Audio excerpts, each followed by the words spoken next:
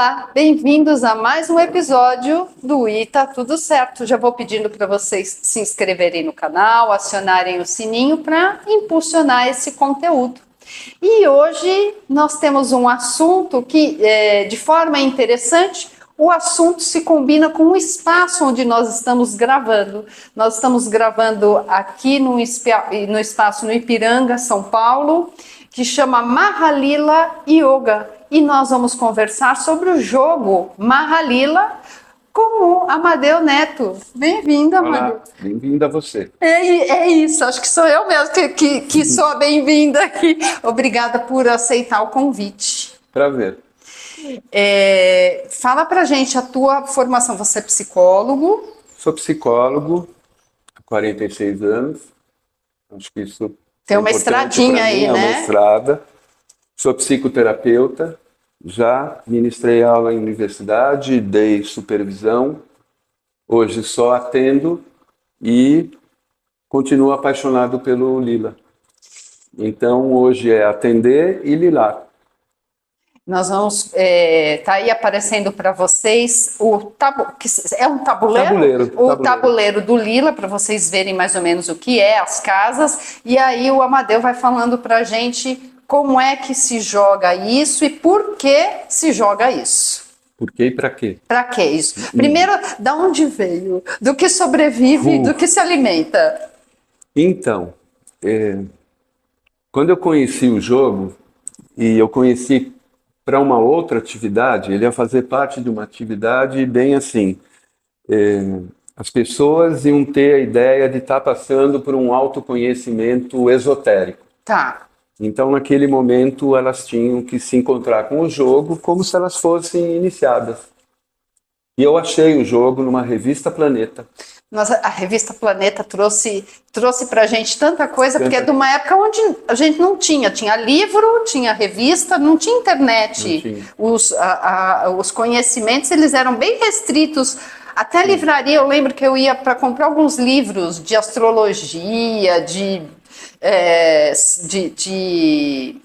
cultura indiana, chinesa, tinham livrarias específicas. Sim.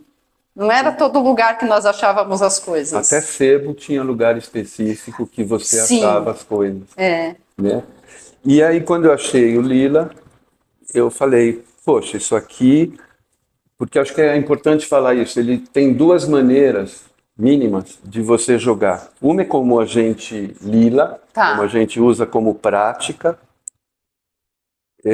que cada pessoa vai fazer a sua pergunta sem que a gente saiba da pergunta. Então, vamos lá, só para estruturar, para eu entender, porque eu nunca joguei o lila.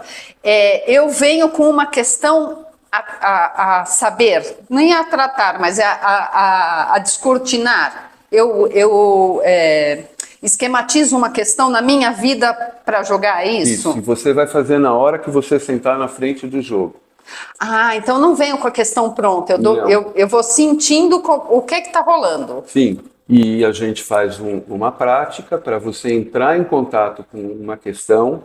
A minha parceira, a Má, que introduz essa prática, de que assim, não é um oráculo para saber se você vai perder ou não o namorado, não é saber se o emprego, isso não é questão. Entendi.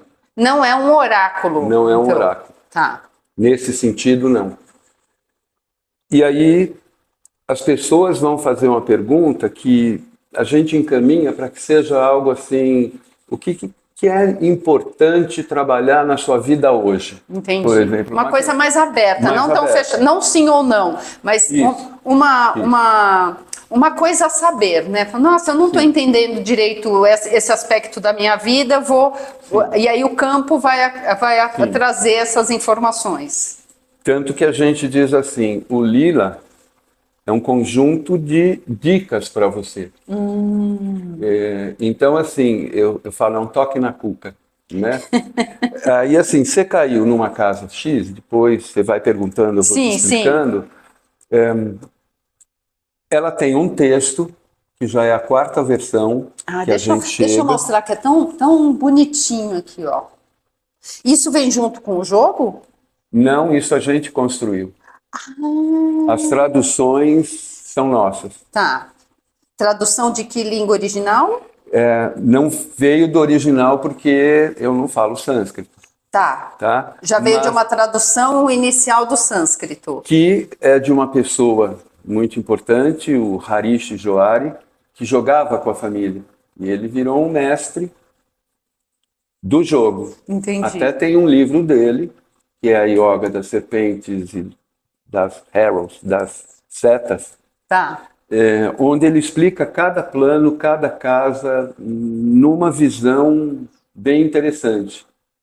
Então, nisso que você falou, no tempo que a gente não tinha Google, nem nada, eu consegui o livro em inglês. Tá. E aí eu fui juntando, aprendendo um pouquinho de sânscrito. Eu arrumei um amigo, professor de sânscrito, né, lá do pessoal do Hare Krishna. E aí eu fui buscando a melhor maneira de traduzir as palavras para escrever o texto. E no texto tem sempre uma pergunta que a gente faz para o jogador. Tá. Então, o jogo vai sendo guiado por aqui. As etapas. Sim. Vai sendo guiado por aqui. E na medida que a pessoa vai andando com peão, como é que chama a representação? Como é que chama o avatar da pessoa? A gente fala, por exemplo, põe seu brinco como seu peão. Ah, que interessante isso. E para quem não trouxe nada, a gente tem uma coleção de pedras. Sei. Que você escolhe aquela pedrinha que ela é você no jogo.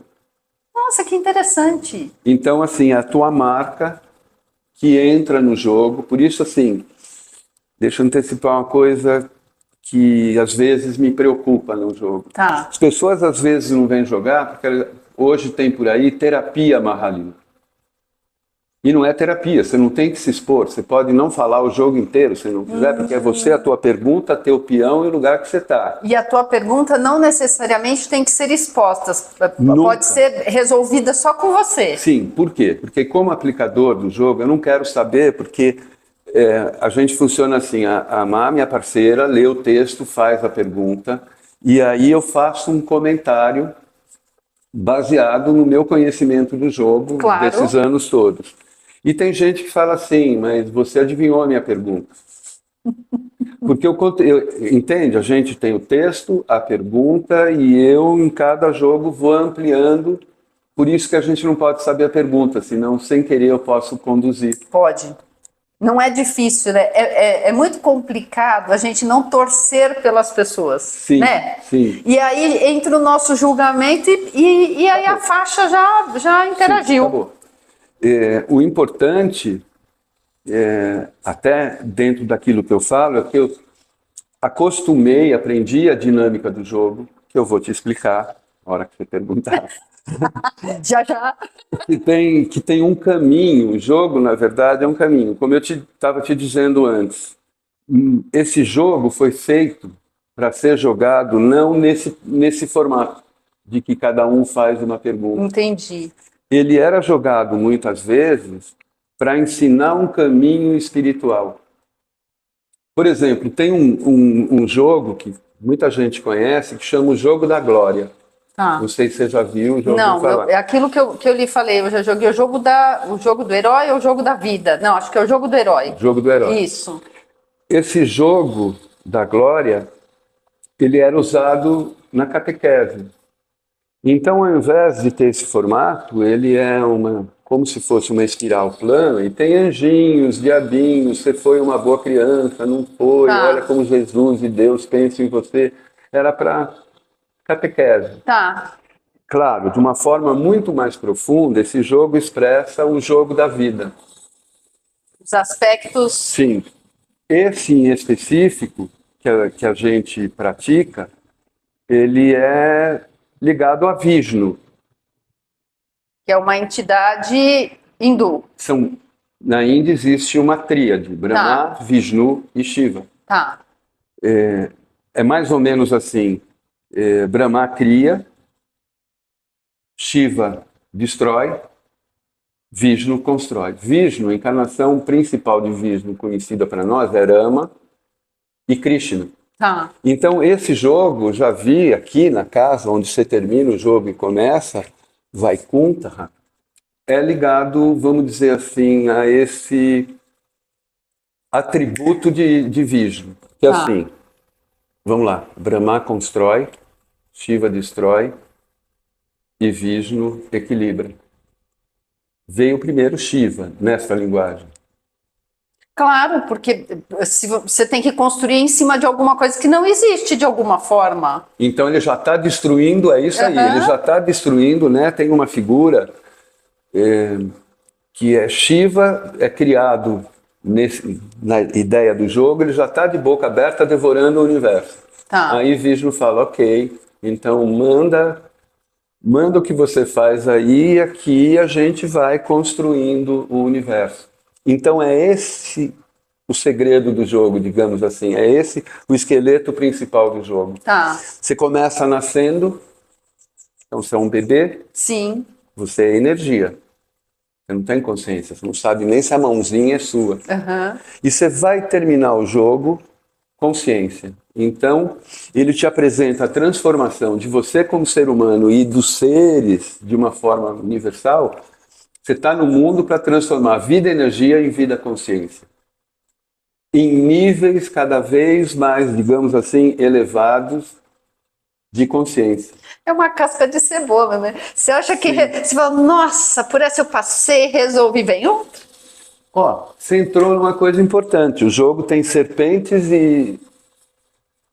Sempre esqueço a palavra seta. Setas. Então, quando você cai na cabeça de uma serpente, você volta para o rabo dela.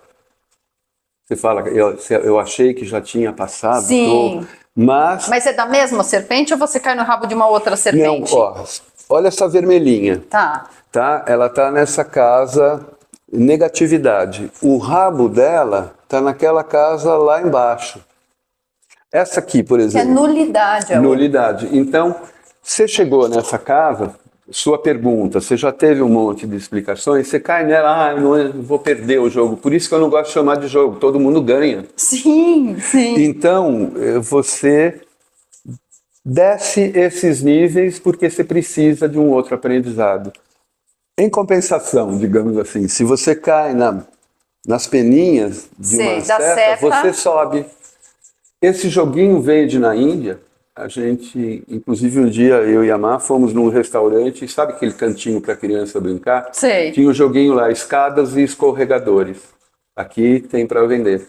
Então é um jogo normal, né? Shalpa ou Shalpa significa esse tipo de jogo. Qual o significado da palavra? Jogo, mas não, jogo de jogar.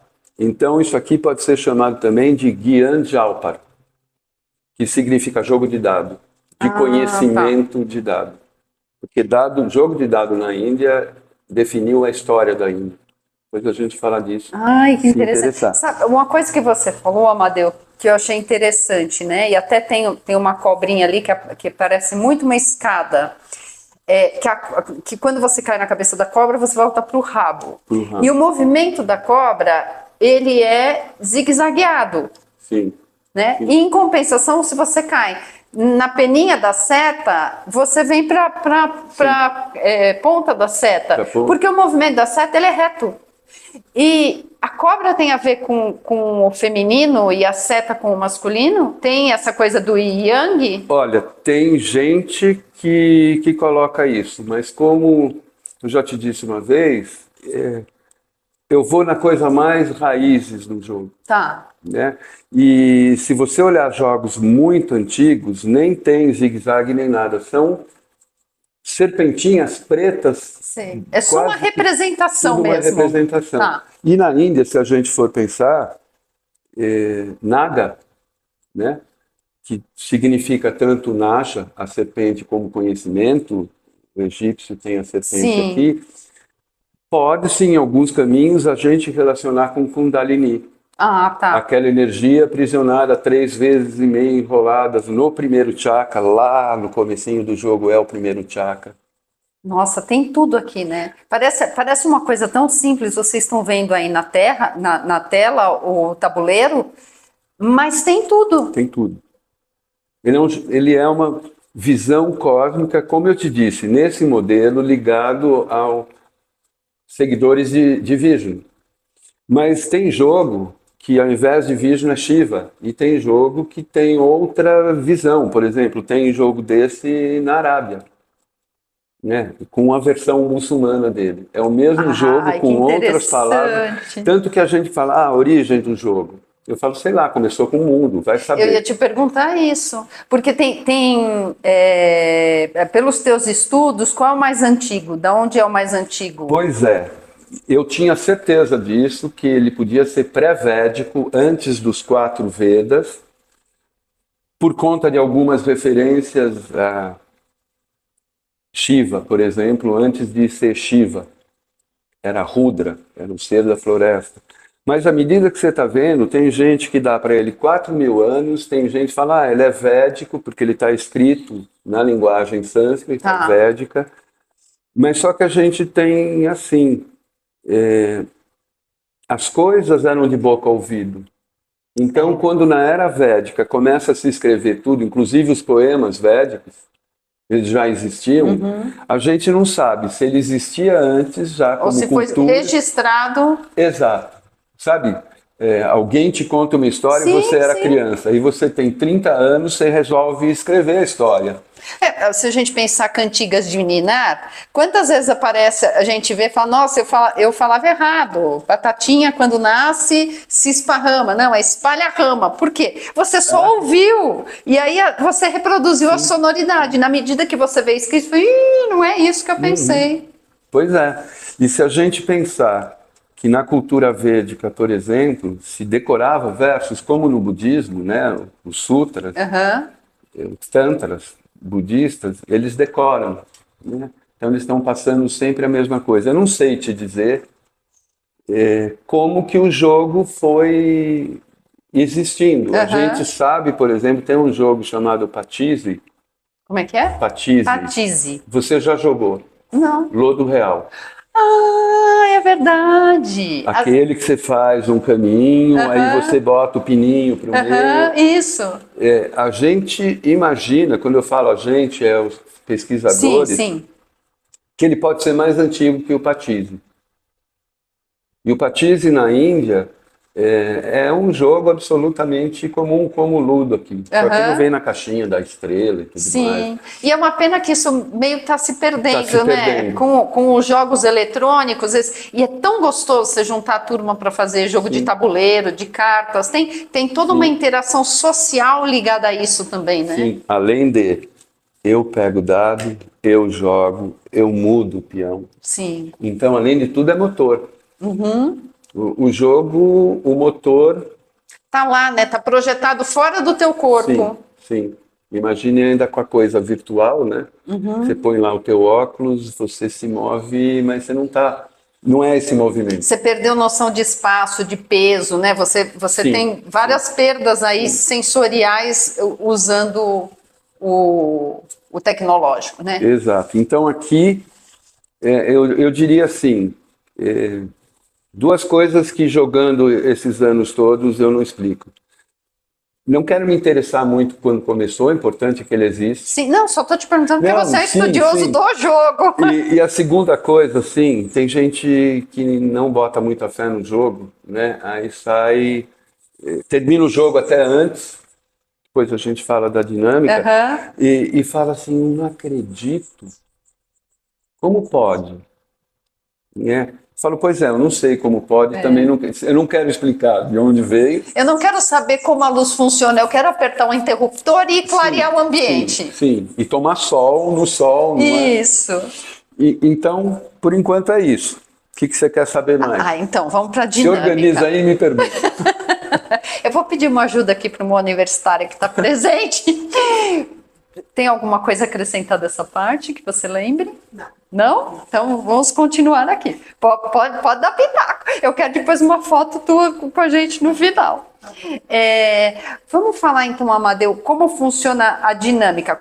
Quantos jogadores eu posso ter ao mesmo tempo? Pois é. Na minha maneira de ver o jogo, eu gosto de no máximo 8. Que já é um bom número, né? Se a gente pensar o número de casas, até todo mundo jogar tudo, leva um tempo. E não é importante, às vezes, até o número de jogadas. ok? Mas é importante o que você tira das casas que você caiu. Tem gente que joga, eu já vi, e conhece bastante o jogo, mas joga numa sala, cada um com o seu tabuleiro na frente, para muitas pessoas. Não entendi.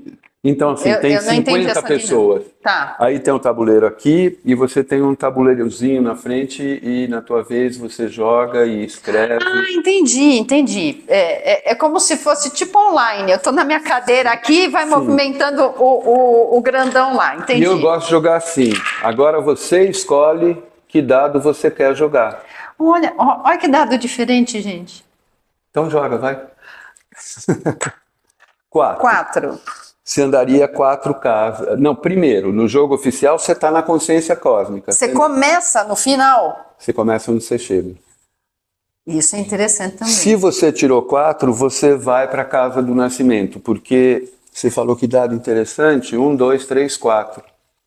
A idade do ouro, a idade de prata, a idade de bronze e Kali Yuga, a idade mais densa que a gente vive. Então você jogou o dado e já tirou 4? Eu tirei 1. Tá. Não entro no jogo. Qual é o mínimo para entrar no jogo? Naquele dado, só se você tirar o 4. Então comecei o jogo. Começou o jogo. O que a gente faz para dinamizar, por conta às vezes até de um espaço de tempo, o primeiro da roda que tira 4 é o primeiro a jogar e todo mundo entra. Interessante também isso. Todo mundo vai. Então a pessoa que ela tira primeiro, ela fica meio com a energia do grupo. Sim, ela é o benefício do grupo. Ela falou, vamos lá. Sim. Eu estou te trazendo para o jogo. Legal. Isso é muito legal. Então, esse dado eu já vi em vários lugares, que é o dado oficial. E hoje se joga muito com o dado comum, e eu gosto também desse aqui. Que bonitinho. Esse é de um jogo chamado Chaturanga. Eu vou depois filmar de pertinho para passar para vocês verem. Eles são em 2 e você faz a conta. Já tem que ser pessoal de exatas. Aritmética no mínimo. No mínimo. Que bonitinho. Esse é de um jogo que chama Chaturanga, que deu origem ao xadrez. Então eram 4 exércitos ao invés de 2. E as mesmas peças, só que você tinha só metade delas. E era como uma batalha que você decidia a jogada que você ia fazer depois de jogar o dado. Não é você pensar que nem Korsakov, lá, sei lá como é que chama, né? Korsakov, acho que é. Que você sabe qual é a jogada estudando. Não. O dado, olha a importância dos dados. Sim. Né? E Amadeu, vamos lá então. Eu tirei 4, ou eu comecei ou todo mundo começou. Tá, seria mas você está na sua jogada. Eu estou na minha jogada, eu estou na casa 4. E aí? 1, 2, 3, 4. Você caiu naquela casa que chama da ganância. Loba. Da ganância. Tá. Então aí a gente vem aqui.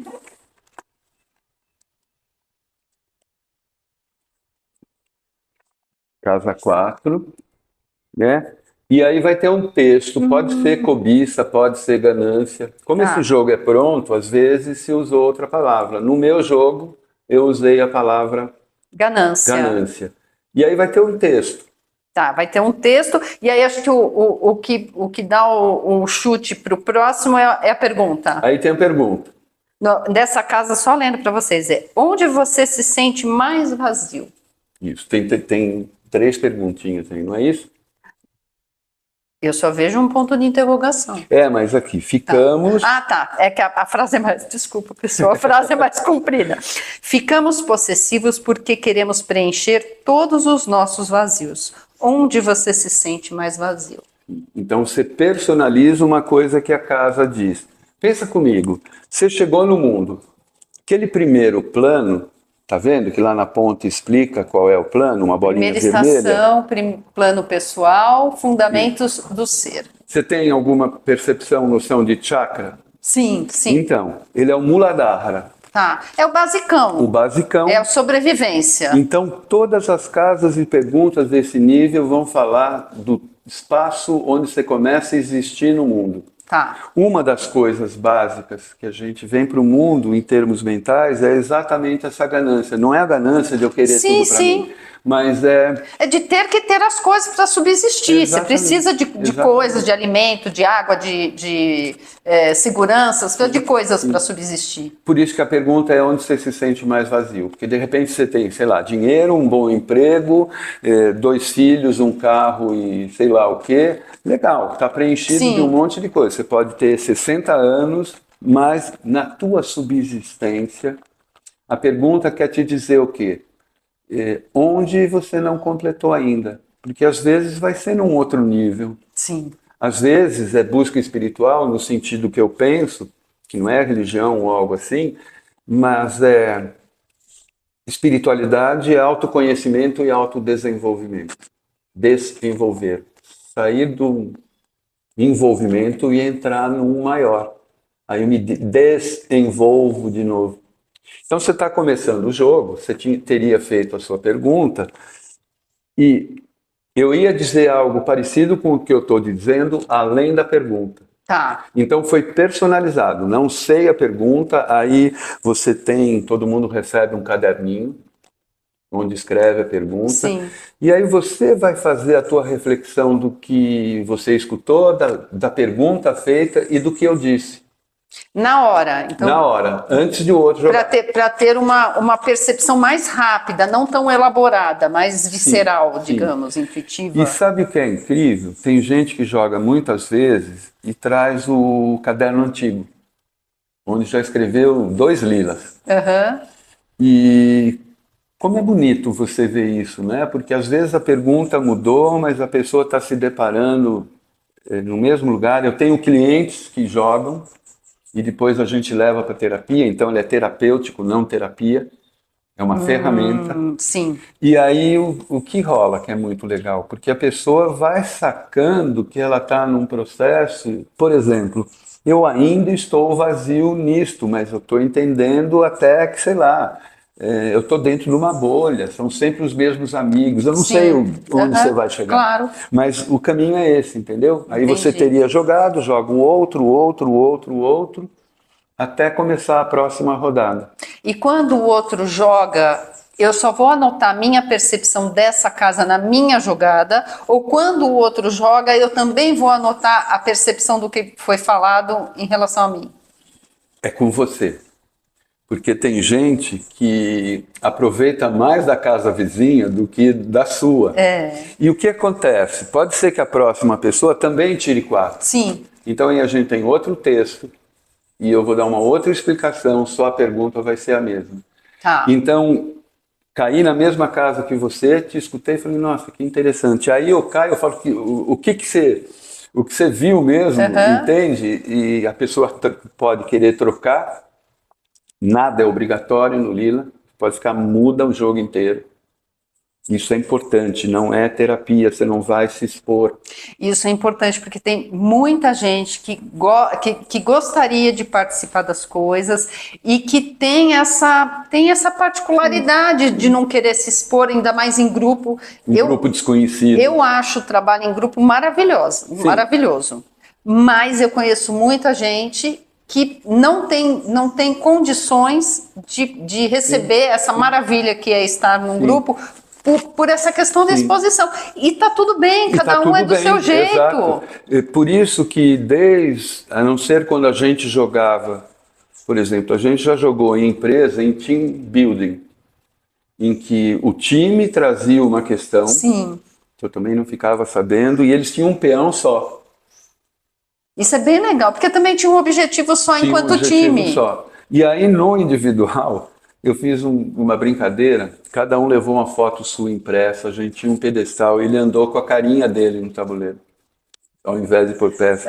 E é uma coisa muito interessante, porque é um time que muito rápido chegou aí no individual, por exemplo, empacava. Porque tem aquilo que ficou mascarado, no time funciona, juntos somos fortes, aí entra numa questão minha que de vez em quando você fala, pô, como Deus está pisando na bola. E também, a minha percepção, você falando isso, minha percepção, é que quando a gente fala em time, você usa um âmbito, que é o âmbito mais físico. Sim. Quando você vai para o individual, ele pega um pouco mais no emocional. E geralmente emocional é um pouco mais complicado de trabalhar do que o prático, o físico. Isso, você está falando o jogo, sacou? O primeiro nível lá, que é o primeiro chakra, ele é energético, né? Ele está te pondo no mundo. Quando você passa para o segundo, é o reino da fantasia. Então é aquilo que a gente começa a pensar na nossa emoção, aquilo queria querer, né? Que nem sempre eu quero, só queria querer.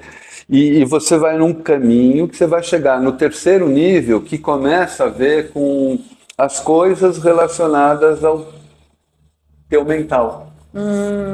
Então isso que você falou, que à medida que você vai subindo, até jogando sozinha, você sobe, mas o jogo aprofunda. Vai ficando mais difícil, né? Mais desafiador. Mais desafiador, é verdade. Porque lidar com o físico eu acho mais fácil, mesmo que você não tenha aquela habilidade como fazer um exercício. Eu vou para academia, tá super difícil fazer. Depois de uma semana, você já tá pegando, dá para treinar.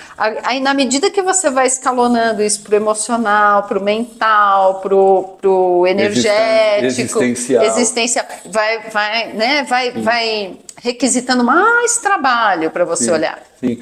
Por isso que é muito importante, na minha percepção, que o jogo seja individual e que as pessoas não tenham que trocar. Legal, no intervalo você quer trocar comigo. Sim. Quando a gente joga na fazenda, a gente joga um dia inteiro, que é um tabuleiro que você anda dentro. Ai, que legal! E tem um casão de 1700 e tanto, que é onde a gente para no intervalo. Então, às vezes você olha as pessoas, gente até que não se conhece, está lá num cantinho, estão trocando figurinha. Mas aí foi uma escolha sua. Claro. A gente sempre tenta preservar isso que você falou. Além da individualidade, tem gente, tudo bem, que tem a dificuldade. Ou simplesmente não gosta. Tem gente que fala, não gosta de gente. Sim. E tá tudo certo, não tem problema. Em terapia tem gente que demora sessões e sessões para falar, mas eu te procurei de verdade por conta disso. Agora eu vou te falar. Agora eu vou te falar. Surpresa. Tá, então vamos lá. Vamos pensar que eu parei lá na casa 4, eu fiz a minha reflexão, aí vai o próximo jogador. Próximo jogador. Sempre sentido horário. Tá. E aí a gente vai subindo. Então pode acontecer, como você falou aqui da cobrinha, de você já estar no nível lá do sétimo chakra, uma coisa, e cair de novo pro segundo, lá embaixo. Pro primeiro. Essa azul... azul vai lá pro primeiro. Olha só, e você conhece a palavra, provavelmente, Maia, ilusão. Então você passou pelos planos principais, usou, aprendeu o que é karma de verdade, quais são as ações que você quer ter. Aí você entra num plano do conhecimento de si mesmo. Vem para uma coisa que a gente chama de tempo de penitência, não é penitência de penitenciária ou algo assim, nem de você penar, né? É mais no sentido de, eu nasci, eu vim crescendo minha energia, eu sei mais ou menos quais são as dicas para eu agir na minha questão, eu chego aqui em cima e agora eu tenho, a palavra não é boa, né? Eu tenho que lutar com isso, lutar no bom sentido, não é penar de... Mas precisa de ação. Precisa de uma ação cada vez mais elaborada. Eu lembro de um jogo clássico com pessoas, aquele que você nunca esquece. Estava terminando o jogo e tinha uma pessoinha muito querida jogando e ele estava por aqui. Aí ele virou para mim, ele tinha um jeito e falou assim, não, mestre, eu quero mais uma jogada, você me der. Eu falei, cara, vai em frente. Ele caiu...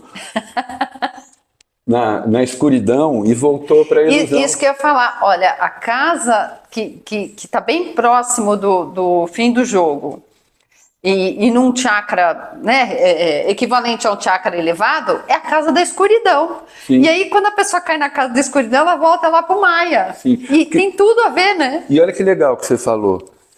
As casas são muito interessantes aqui, mas tem essas duas serpentes.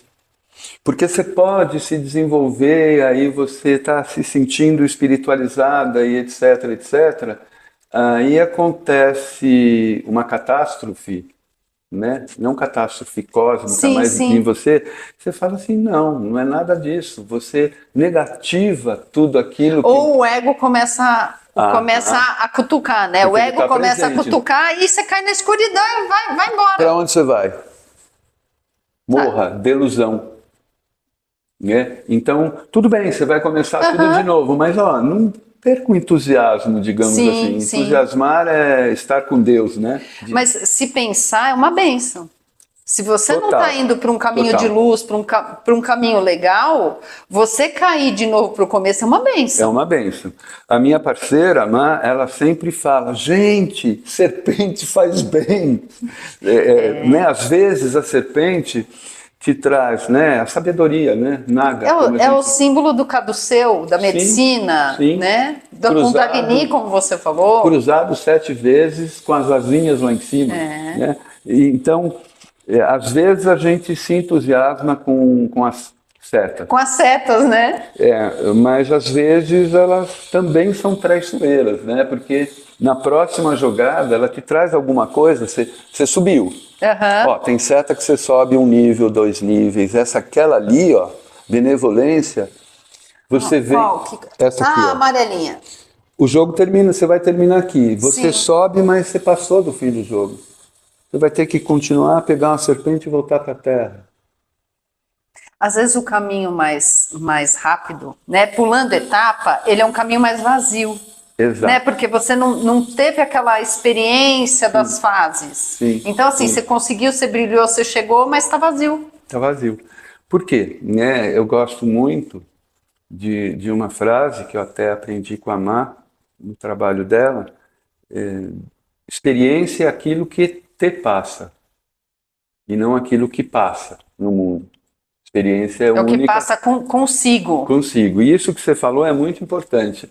Tem gente que vai rapidinho, chega aqui em cima, volta para a terra, aí volta lá para baixo e termina o jogo em Maia. Isso. E o jogo, quando ele termina? Porque não tem ganhar ou perder nesse jogo. Teoricamente, você termina se você chegar na casa 68. Tá. De onde, teoricamente, você saiu.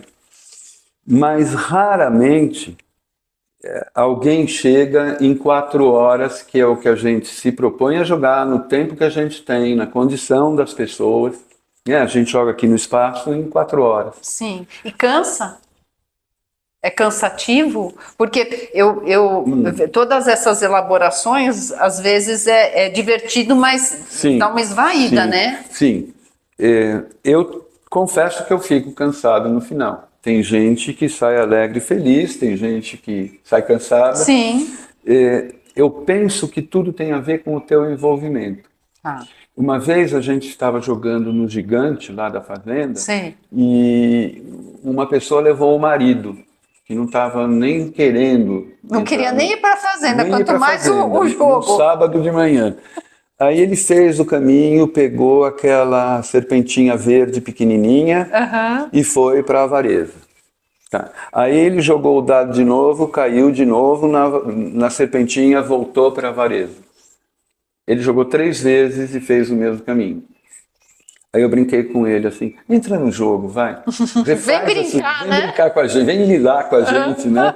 E aí foi muito incrível que o jogo dele deslanchou, mas é como se ele tivesse grudado, puta, isso aqui não é nada. Sim.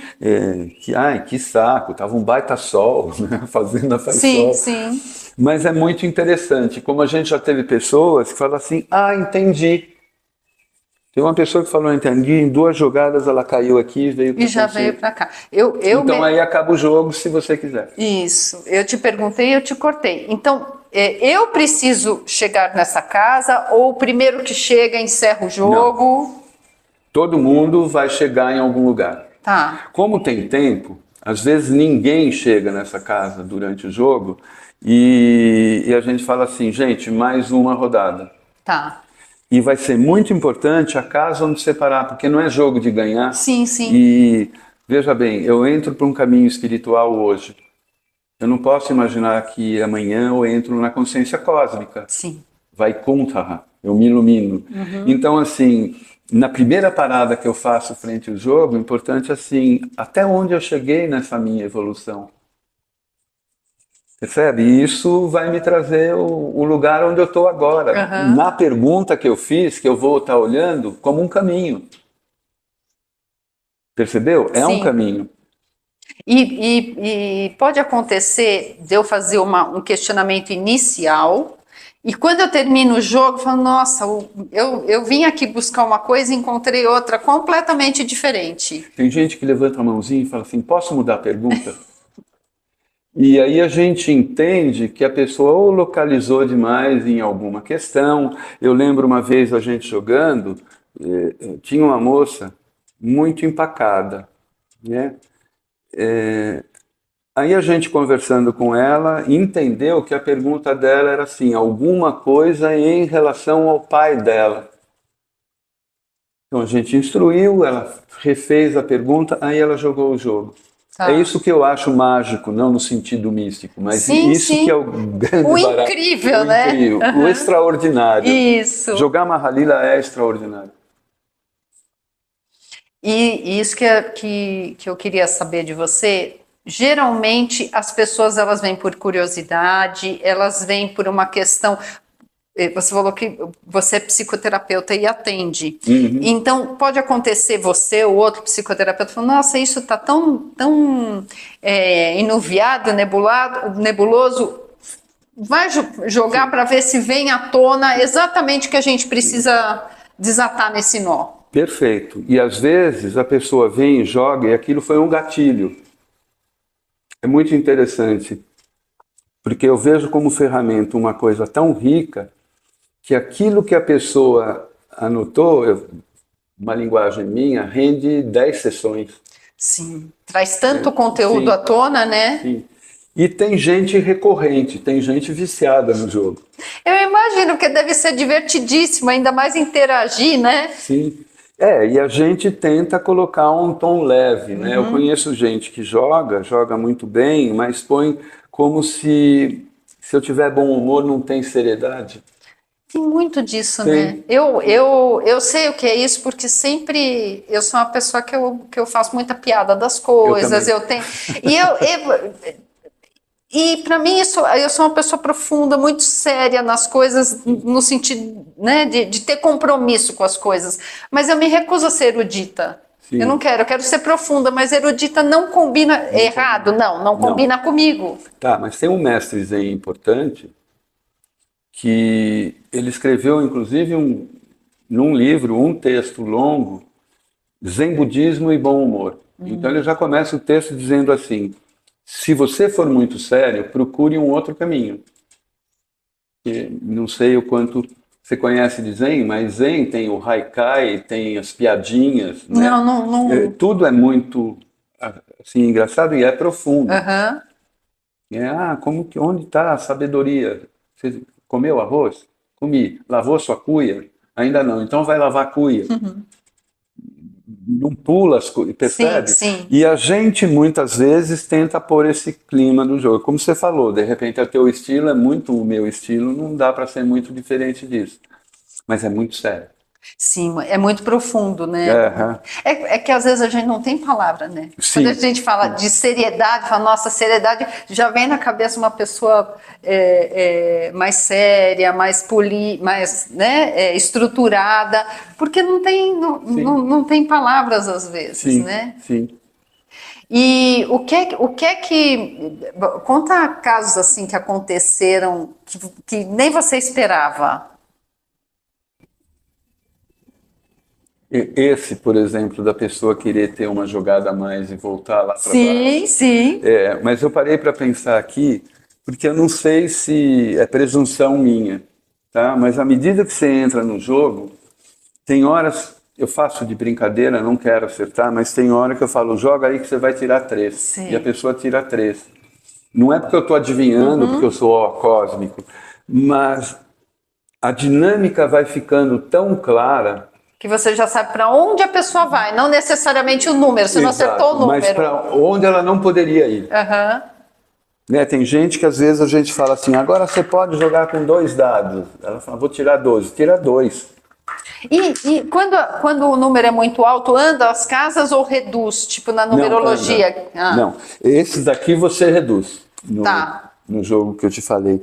Aqui, até por uma questão de a gente incrementar mais a dinâmica, para que todo mundo jogue o máximo possível, às vezes a gente pede que faça uma escolha. Tem gente que continua escolhendo jogar com um só.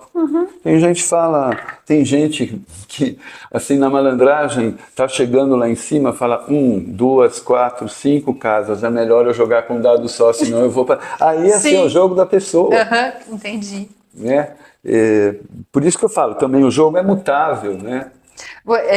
Vendo aqui a estrutura, as casas, me remete um pouco, por exemplo, ao tarô, que tem os arquétipos, que você acessa o campo. Você acha que isso a gente acessa o campo morfogenético? Olha que legal o que você falou. O Harish diz assim, o Mahalila está para a Índia, assim como o tarô está para a Europa e o I Ching para o chinês. O I Ching também é muito profundo, sim, né? Sim. E assim como o Lila, o I Ching não te dá uma resposta. Não. Ele te dá uma indicação de caminho. É muito Lila. E o tarô, no que se trata dos arquétipos, tem gente hoje que joga com o tabuleiro, cada cartinha, cada casinha tem uma cartinha, representa um arquétipo. Muito bom, mas é outra maneira de jogar. Tá? Aqui eu prefiro assim, qual é o arquétipo presente aqui? O caminho do herói. Sim.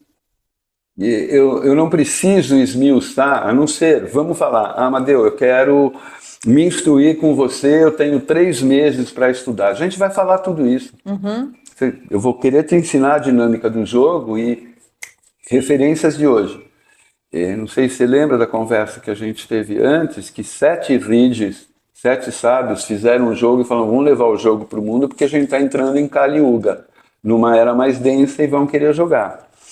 Então, se você olha, ele foi se espalhando, provavelmente cada ridge jogava do seu jeito, chega na Arábia ou vai da Arábia para lá, não sei. E então a gente vai ter um Lila moderno. Não vejo problema nenhum. É minha opção pessoal, baseado no Harish, no Beto Mancini, no Schultz, que foram as pessoas que até escreveram na origem lá na Planeta. Tá. Então, assim, se você vê o Schultz jogando ou falando do jogo, assim, é uma coisa de muita sabedoria. Ele deve jogar, sei lá, a vida inteira. E então eu prefiro, preferência pessoal. Sim, é identificação, é identificação. Sim. Você escolhe uma linha de terapia? Sim. Eu escolhi essa linha? E não é porque é melhor ou pior, é porque se encaixa em mim. E é mais ou menos assim que a gente vai jogando. Como você sente que os participantes terminam o jogo? Você falou que tem gente que sai sorrindo, tem gente que acha que não teve nada a ver? Raramente. Olha, jogando todo esse tempo, acho que assim, a não ser as que não se expressaram, né? Pode ser que alguém falou foi lindo e maravilhoso, mas achou que não funcionou. Mas, estranhamente, até por conta de uma coisa que você perguntou antes, parece que as pessoas vieram porque elas estão afim de alguma coisa, nem que seja por curiosidade. E vem muita gente indicada por outras pessoas. Então, quer dizer, a pessoa já vem meio preparada para isso que você chamou do campo morfogenético, ressonância mórfica. O campo morfogenético diz para a gente assim, que o patinho não ouve a instrução da mãe para saber voar quando chegar o inverno, mas ele voa. Isso tem a ver com uma repetição da natureza. Sim. Né? E eu acredito que tanto para a gente que joga, porque ele tem uma repetição, não vai ser diferente. O que eu vou falar, sei lá, de Satoguna. O que é o Satoguna? Aqui, consciência harmônica. O que eu vou falar dessa casa não vai variar ao infinito, porque senão eu estou fugindo e inventando coisa. Então tem a nossa repetição, né? Tipo assim, a gente está dentro do jogo agora, e eu acho que isso traz esse campo, de alguma forma, que você vê no ato, né? Eu passo o dado para você depois de jogar. Tem gente que que fica desavisada, esquece de passar o dado para o outro e tudo mais, mas assim, via de regra, parece que é um campo. E como eu já te disse, quando a gente joga lá na fazenda, que eu ando em cima do tabuleiro e a pessoa anda com uma pedra que ela escolheu. Nossa, deve ser muito forte, né? Porque as palavras, elas não são só palavras, elas trazem todo um contexto, às vezes até ancestral, porque você usa até uma língua ancestral. E aí estar dentro disso e sentir como é você dentro disso, deve ser um barato diferente. Perfeito. Por isso que tem gente que fala, por que a gente deixa as palavras em sânscrito? Você é metido, quer deixar? Mas isso que você falou do significado ancestral das palavras, vou falar rapidinho. Tem uma lenda que quando Vyasa foi escrever o Mahabharata, aqueles 200 livros da história da Índia, ele foi assim meio metido, né? Ele falou, eu vou ditar uma vez só. Escrever, escreveu. Não escreveu, perdeu. Quem é que vai ser o escriba? O escriba. Aparece Ganesh. É o deus com cabeça de elefante, que eu até te falei que tem uma estatuazinha dele escrevendo. E aí o Ganesh, muito esperto, ele representa em algo a sabedoria, né, mais ancestral nossa. O Ganesh fala, você pode falar uma vez só que você vai falar em verso. Então o Vyasa precisava de tempo para dar significado. O que ia ser tão rápido, trucou ele, né? Sim. Ele tinha que escrever, pensar em como... E é aquela métrica, tá, que se usa... O Gita é assim, mantra, às vezes, é cantado assim. Você vê, às vezes, quem fala sânscrito falando... Ele não está simplesmente falando, parece que ele está cantando, pondo o som da palavra, o significado. Isso que você falou é muito importante. Por isso que às vezes a gente fala, caiu na terceira casa, eu falo Krodha. Não sei, pode ser que a energia fique no ar. Nada místico, esotérico, não tão esotérico assim. Então, assim, a gente estava falando de campo morfogenético. Eu acredito que tudo tem um campo, são vários campos em várias dimensões. Então, a minha visão é que quando eu entro na palavra, eu entro no campo da palavra e começo a sentir aquela ressonância daquele corpo interagindo com a minha própria ressonância. Exato, nesse sentido, para a gente tirar do âmbito esotérico da coisa. Sim, a gente sabe que tem até experiências com água. Não é? Lá, esqueço o nome do japonesinho. Eu também, você lembra, Má? Salmamoto, alguma coisa assim. Se meteu o pau naquilo, tem milhares de críticas, a gente teve aí uma onda pseudociência e tudo mais, né? As pessoas não entendem que existem outras fenomenologias, outras maneiras de olhar para a ciência, não só a oficial. Eu também acho. Então, assim, eu não fico tentando provar isso e aquilo, mas o que você falou é importante. O jogo inteiro tem alguma coisa. Se você olhar os números, é numerologia pura. 1, 9, né? Porque reduzindo. Você percebeu que é um zigue-zague? Sim, sim. Então é 1, 9, 1, 9, 1, 9, 1, 9, termina no 9. Vê aí do outro lado, na última casa aqui. Sim. 1, 9. É verdade. 72 dá 9, são 8 casas, são 9 casas por 8. Então, assim, tem estudos sérios que mostram que o Schultz faz isso, a numerologia do jogo é muito importante. Tem o Kadira, que é um outro jogador, que é muito, muito interessante, ele foi estudar o lance dos pontos cardeais e tudo mais, ele põe o jogo numa posição certa. Então, ele orienta em eixo, né? Sim. Então isso que você está falando, para você ver como é rico. Né? A gente joga para... Eu inclusive estou falando joga, é uma palavra que eu nem gostaria de usar mais. Então fala lila. Lilar, eu gosto de prática, é uma prática, porque jogo ainda... Mas você é uma jogadora da vida aqui. Sim. Lila significa diversão também.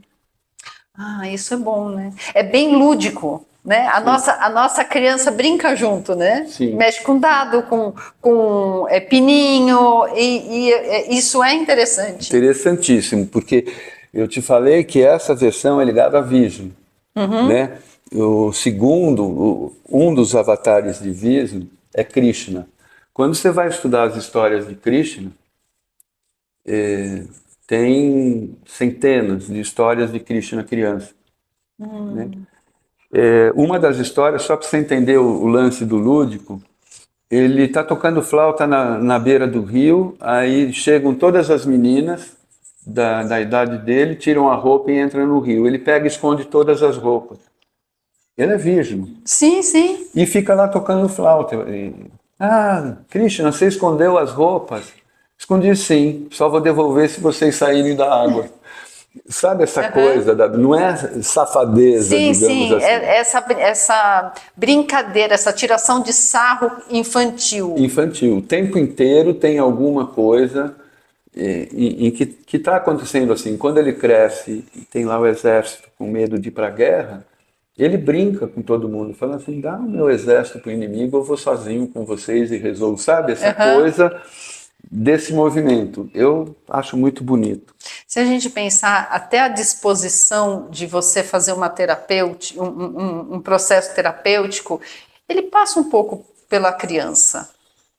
Passa. Porque se você não tiver, então, se você não tiver essa disposição que a criança tem do aprender, do olhar para o novo, para olhar para o desconhecido, porque Sim. quando a gente passa por uma terapia, você tem que olhar para os seus desconhecidos. Sim. Né? Aí, se você não quer, a vida te aperta até você se render. Então, acho que tem um movimento da criança interior disso. Sim. E é muito legal isso que você fala, porque, por exemplo, em atenção plena, né, que não é exatamente meditação, tem uma coisa que se diz assim, primeiro, para você praticar aquilo, e eu acho que vale para o Lila, você precisa da coragem de se abrir, não é a coragem de um herói. Aí você precisa da curiosidade da criança. E em terapia eu olho muito para isso, né? Porque você fala, isso aqui eu já tentei 10 vezes, não vai mudar, minha mãe não vai mudar. Você não está olhando com curiosidade. Então vamos colocar a curiosidade como uma base, né? A mudança, quando você era criança, você cresceu porque você era curiosa. Não é? Sem curiosidade, não se... E a gente cresce muito por imitação no começo. Sim. Né? Você vai vendo o que a mãe está fazendo, que o pai vai imitando. E isso é um olhar de criança. Sim, sim. E aí, não põe a mão no fogo. Chega uma hora que você passa o dedo lá, talvez nunca mais você faça, mas você precisava botar a mão no fogo para entender. Será, né? A criança duvida de tudo, né? Será? Será que isso que você está falando é isso mesmo? Eu duvido até hoje. É? Bom, não tem gente que anda em cima de brasa e não se queima, né? Tudo é uma questão também de decodificação, né? Sim, a gente tem tempo. Vamos lembrar que os níveis até o 7º representam os chakras. Os chakras. Então, Muladhara, Svadhisthana, Manipura, Anahata, Vishuddha, o Ajna e o 1000 pétalas. Aqui é o plano cósmico. Tá. Estaria acima desses chakras. Vou tentar explicar por quê. A gente normalmente... não é aqui na outra sala que tem os chakras na parede. A gente sempre vê chakra e entende, até alguns modelos hindus, o Sankhya, por exemplo, na Índia, tende a ver chakra como centro de energia. Você vai ver, tradução é centro de energia. Tem uma coisa muito legal aqui no jogo, que ele é também centro de consciência. Então, aquela coisa que metaforicamente a gente fala, alinhou o chakra, ou chakra... Equilibrou, na verdade eles se equilibram. Agora, você não vai equilibrar Anahata se teu nível de consciência está no teu umbigo. À medida que você vai subindo e descendo, você está indo e vindo para um nível diferente de consciência, como a gente fala, né? Você falou da cebola, um nível dentro do outro, ólons, um todo, dentro de um outro todo, dentro de outro todo, até você chegar num plano que não te pertence, esse último não te pertence, né? Ele pertence e não pertence. Você só acessa. Sim, se você for olhar, por exemplo, no budismo, isso aqui é vacuidade, é o vazio. só toma forma quando o ego tem luminosidade para ver as coisas. Você existe para mim. Sim, sim. Então, assim, começa nesse plano e o que você vai fazer é passar pelos todos os níveis de consciência, que cada chakra vai estar, é a energia, mas é a consciência. Mas eu te disse no começo, é transformar vida-energia em vida-consciência. Se você se iluminar, moksha, você tem a libertação, legal, aí a gente fala desse nível. Mas no jogo, ó, tem uma serpentinha no fundo para você voltar para a Terra. Mas olha que interessante, você falou, tem uma serpente, mas a gente tem 4 setas te trazendo para cima, contra uma que pode te levar de volta. Uma te acerta no alvo, outra te deixa antes por algum motivo e a outra fala, já deu, você vai ter que nascer de novo. Ah, então não é bem assim, não é chegar nesse nível aqui que você tá de boa. Só nessa. Né? Ó, aqui é Shiva, é Vishnu, aqui é Shiva, né? Como se fosse aquela parelha da criação que a gente falou lá no começo. Então, de repente, você está indo muito bem. Aí você está lá na percepção correta das coisas. Você vem para esse nível de Shiva. Ele medita também no Himalaia. Você vai ter que tirar um para terminar a tua jornada. A jogada. Vamos lá. Tirei 3, eu estou com o meu peão aqui. 1, 2, 3. Tá, e aí eu vou para lá e dali... Não enterra. Não. Se eu tirar mais, eu tiro a mais. Acabou aqui. Então você cai na serpente.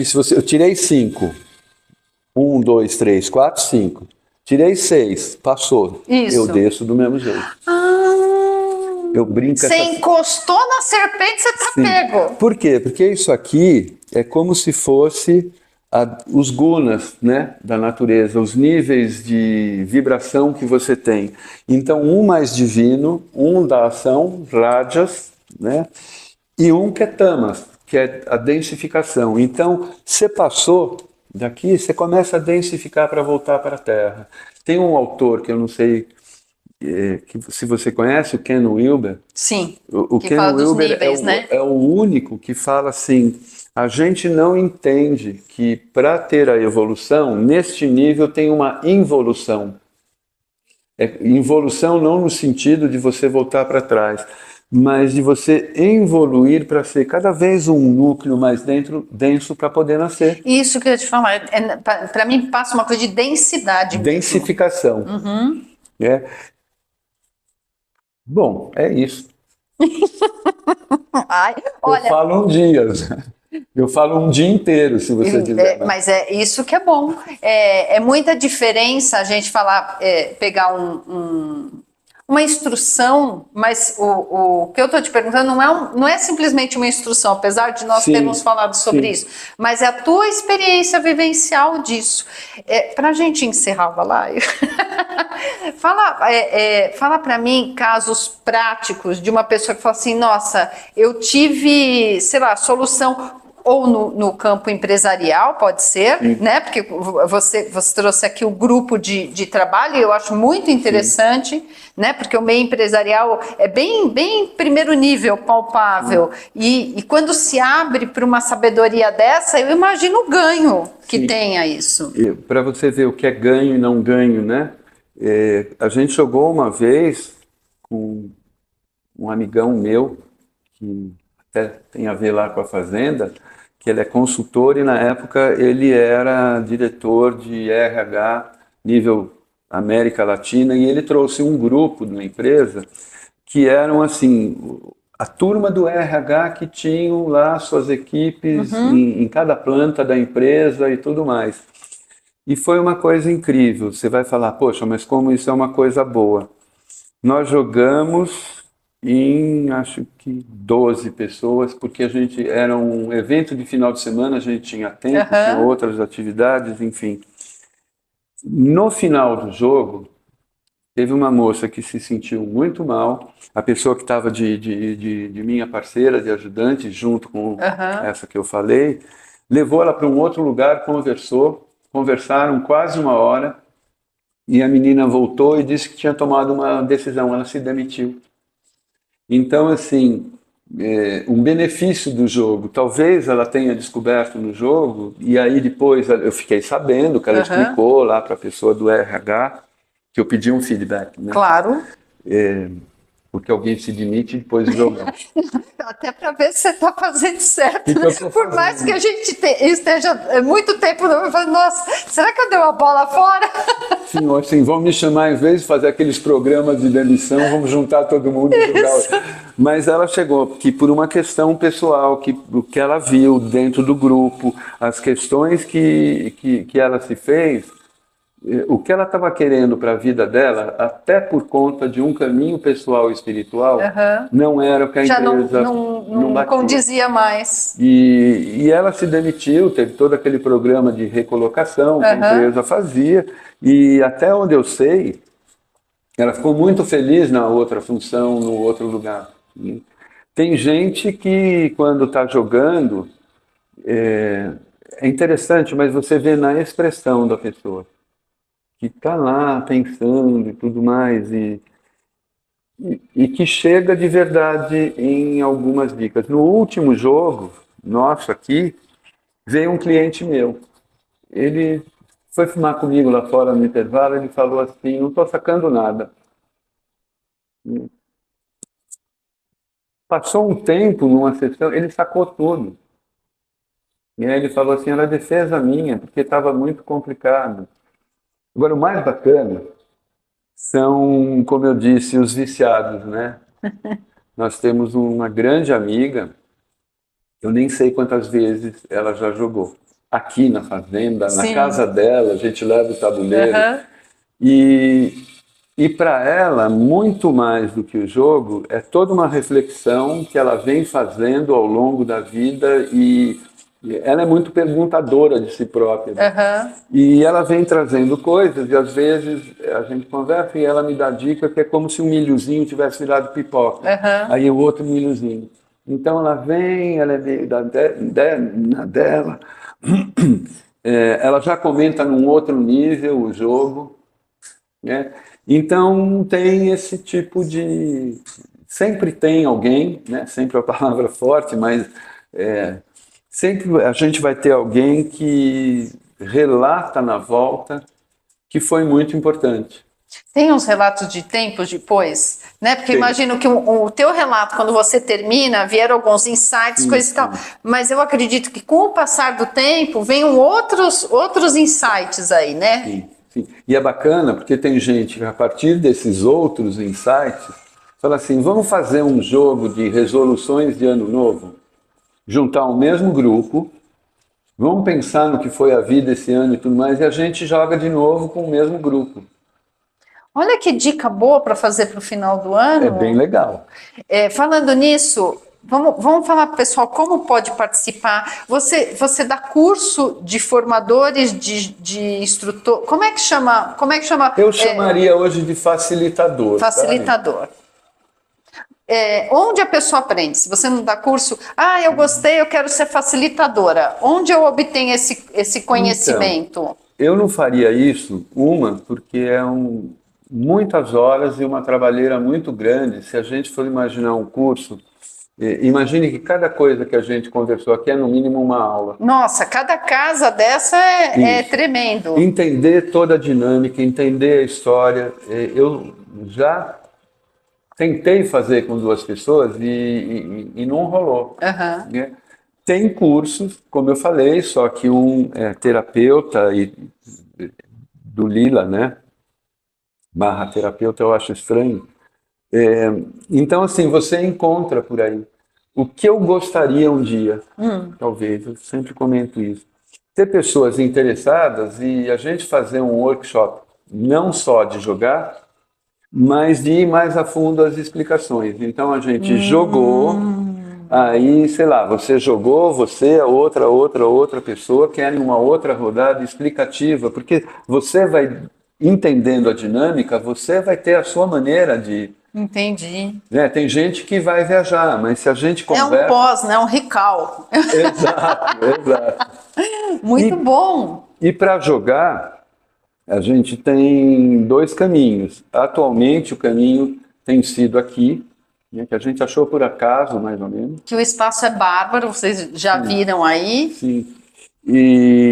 E assim, a gente pretende fazer uma vez a cada 2 meses, para 8 pessoas. Então, assim, é só entrar em contato, saber. A gente normalmente publica, ó, vai ter Mahalila e tudo mais. Ok. Vamos supor, você gostaria de jogar com pessoas, a gente te avisa, às vezes você mesmo mobiliza um número de pessoas. Claro, e chama para combinar. Sim, olha, sim. Eu tenho um espaço aqui, tem um grupo de amigos sim. que gostaria de fazer. É interessante. E no sítio? Como é que rola? Na fazenda? Na fazenda. Faz tempo que a gente não tem feito lá. Uma que a gente precisa da época certa. Quando sim, tá precisa calorão, pelo menos não chover, né? Prefiro que chova do que verdade. Seja 38 graus e você fica o dia inteiro no tabuleiro do sol. Né?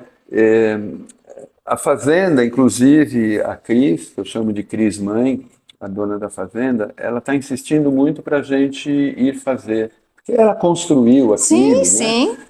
E a energia é outra. Tudo que a gente, a gente faz coisas ancestrais, xamanismo. Na natureza é outra pegada. E deixa eu te dar ainda uma dica. Lá na fazenda, ela criou, a Cris Pacheco, criou o que ela chama de um espaço sagrado.